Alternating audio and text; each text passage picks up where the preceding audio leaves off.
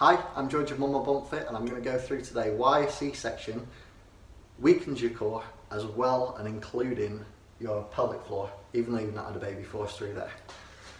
So this is a basic drawing of your core. You've got your diaphragm at the top, which is a muscle which helps you breathe, so it goes up and down as you breathe. You've got your abdominal wall, which sits down the front and also around the sides of your abdomen.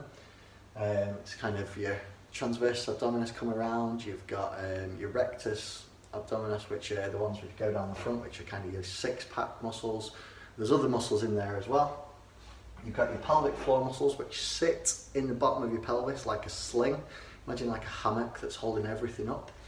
And then down the back, you've got your muscles up down the sides of your spine, and you've got the connective tissue which links all of this together. So when a core is strong, all of these are working in synergy, they're working together to contain the pressure that is put through your core. Now, when you're growing a baby, so you're growing a baby in here, the weight of that baby is increasing throughout the trimesters. That weight of the baby is pushing down onto your pelvic floor, which means that these muscles here are constantly having to work. They're getting tired, they stretch, and they become weakened. So that when that baby is no longer there weighing down, these muscles remain weakened and stretched, and which is why you need to be working the pelvic floor. Also, baby's pushing out against your abdominal wall, so stretching those muscles, stretching the connective tissues. There's a line down the middle, imagine where this zip is. That's where the two sides of your ab wall meet. That line is called the linear albit, it just means white line. It's connective tissue that holds those two sides of the muscles together. That can actually stretch and separate the sides of your abs. Now, that's all good and well to allow your baby to grow, but afterwards, it doesn't just ping back together. You've got to really work to try and get that back together, otherwise that's classed as a weak point. The other thing is, you're actually cutting through this synergy. So you're not necessarily cutting through the muscles, but you are cutting through connective tissue, which is holding the pressure within this core. Now, whenever you're picking anything up that's relatively heavy, that pressure is going to increase through your core. Whenever you're doing any sort of jumping or impact exercises, every time you land, you're putting pressure through your core.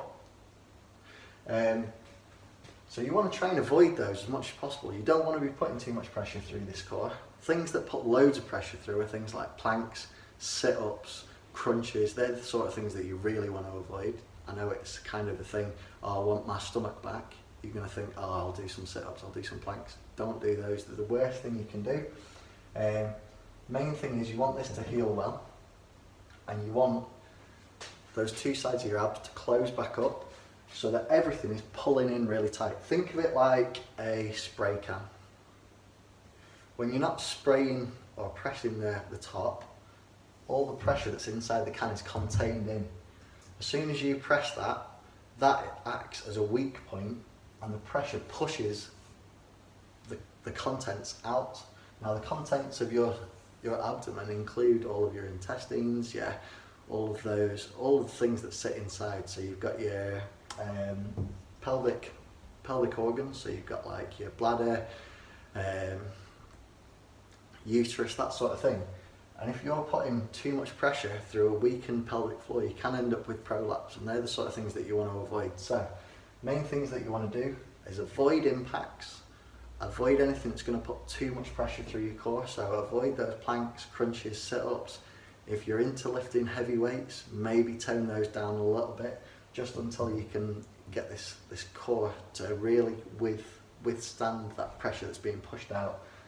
If there's any sort of bulging down this midline, so if you're doing anything and you feel like there's a bit of coning, so feels like there's something pushing out through that midline, or if feels like there's anything pushing out through your pelvic floor, or if there's any sort of looseness or heaviness on your pelvic floor, then that's an indication that you want to stop doing what you're doing, because that's going to be no good for your back, Because when this core is working well, all of this is, it's stabilising your spine, it's stabilising your pelvis, and it's going to prevent pain through those areas.